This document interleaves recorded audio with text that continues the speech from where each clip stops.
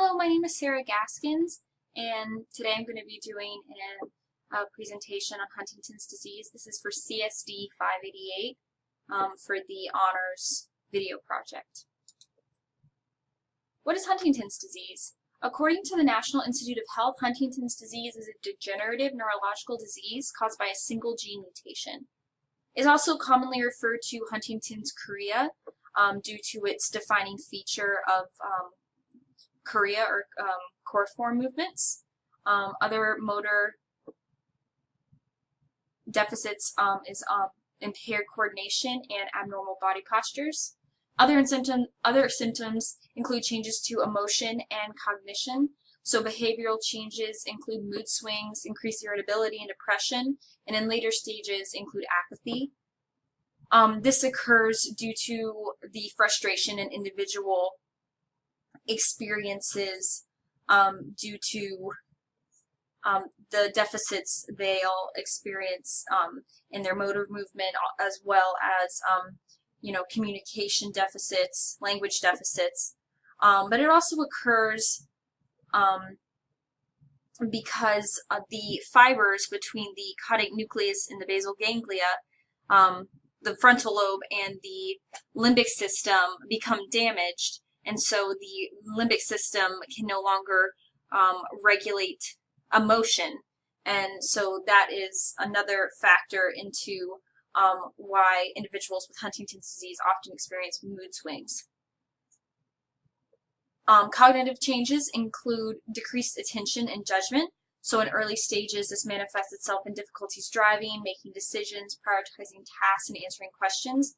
And the disease will progress to dementia if the individual lives long enough to experience that. And it's also incredibly hereditary. A child of a parent with Huntington's has a 50% chance of inheriting the disease. So Huntington's occurs because of a single gene mutation. This gene makes a protein called Huntington. And this mutation occurs due to a 3-base sequence repeated many times, or a triplet repeat expansion of the nucleotides cytosine, adenine, and guanine. And the more repeats an individual has, the more likely they are to develop Huntington's disease. So this graphic shows just what I just said. So an individual who has less than 26 repeats is in the normal range, will not develop Huntington's disease. An individual who is in the 27 to 35 repeat range will not develop Huntington's disease, but has a greater likelihood of passing it down to their children. The 35 to 39, some but not all individuals in this range will develop Huntington's disease. Again, they also increase the likelihood of passing it down to their children. And then individuals who have greater than 40 repeats will develop Huntington's disease. So there are different variations of Huntington's disease. There's adult and juvenile. Typically, the higher number of these repeats are associated with earlier onset and quicker progression. The adult onset, the age is between 30 and 50, and so it's a later onset, and so it is also a slower progression, and the defining characteristic, motor characteristic of this is chorea. Juvenile is the early onset variation, and symptoms can occur before age 20, and the most severe case recorded was a boy who was 2 years of age and was found to have over 100 repeats of the CAG nucleotides. And the common motor symptom for this, not chorea, but it's actually myoclonus, which is rapidly involuntary twitches or jerks. There are different stages of Huntington's disease, and it is broken up based on the varying symptoms one experiences. So in the beginning, unintended weight loss is very common, as well as mild cognitive impairment and mild dyskinesia. In the middle stages, individual may be unable to work or to perform self-care. and the dyskinesia in the face, arms, head, and neck, as well as the trunk, become hyperkinetic. And then later stages, unfortunately, individuals become completely dependent and may become bedridden, unresponsive, and their hyperkinetic movement becomes akinetic or rigid.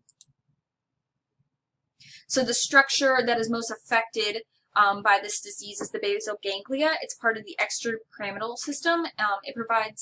The extrapyramidal system provides input to motor neurons to maintain normal tone, body posture, and reflex responses to sensory stimuli. And so the basal ganglia, its greatest function, or its most important function, indirectly affects the motor system. So it facilitates initiation of gross movements, as well as executing those movements and terminating those movements. And the structures included in the basal ganglia are the caudate nucleus, the putamen, the globus pallidus, the substantia nigra, and the subthalamic nucleus. So dysfunction of the basal ganglia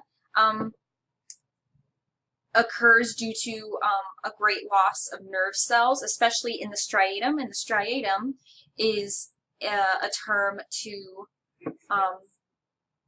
term for the caudate nucleus in the putamen. It receives sensory input from almost the entire cortex, especially the frontal areas, and it is also in the pathway to send information to the thalamus. So the nerve cell death in the striatum sets off a ripple effect where neurotransmitter deficits causes abnormal understimulation and overstimulation of the cortex. So what do I mean by this?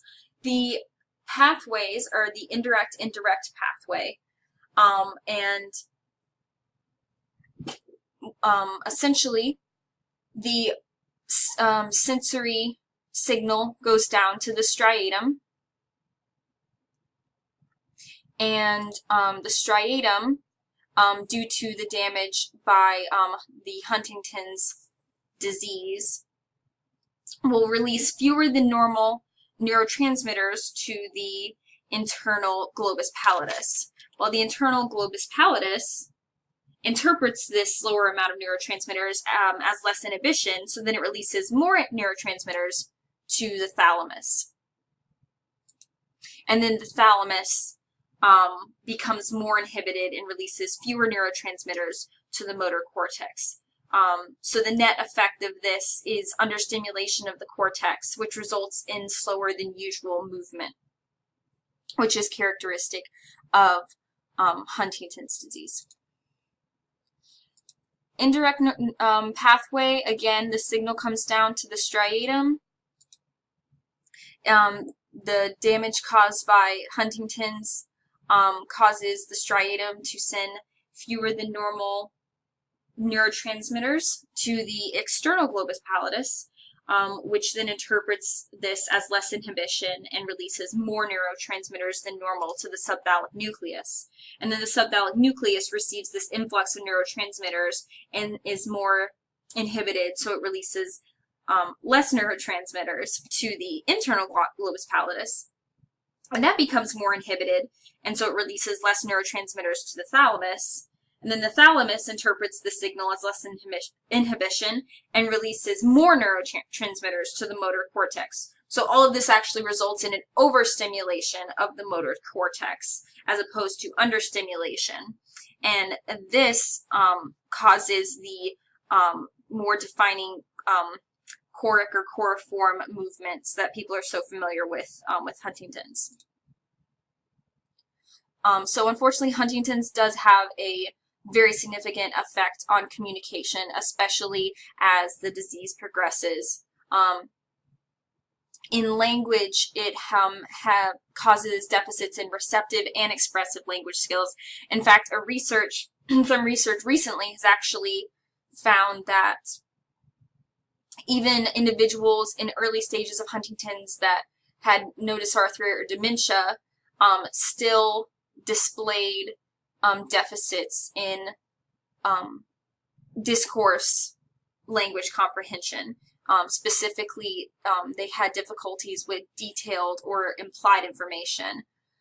They also have a smaller proportion of grammatical utterances. They also have written language, a decline of written language abilities due to the motor aspects of it, but also the expressive language skills. They have a decline of ability to initiate speech. And as I said before, the spoken language deficits can occur with little or no dysarthria or dementia. For the speech and voice, inconsistent articulatory accuracy and rate occurs, which can oftentimes make speech incredibly unintelligible, and it can also cause dysarthria, cause apraxia if it affects the motor planning. And then it has individuals have poor respiratory control due to the abnormal motor aspect, and this results in a soft voice and short utterances due to the poor breath support and poor endurance. Huntington's also has a very significant effect on swallowing, and in fact, in the research, there was a special emphasis on swallowing, and there was a lot more information on swallowing than there was on how language is impacted by the disease.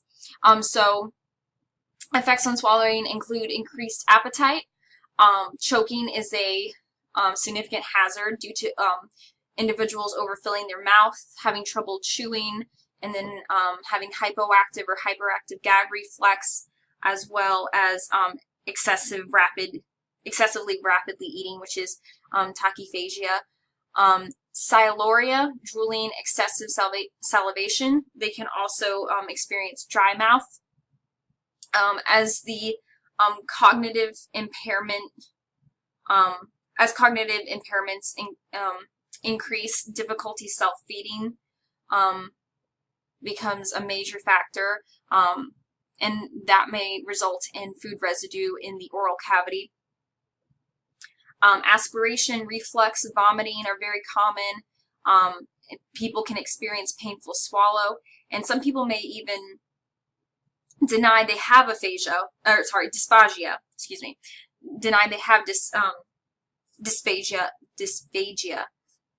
which may make it especially dangerous for individuals who do not acknowledge that they have difficulty eating, so choking can become even more of a hazard.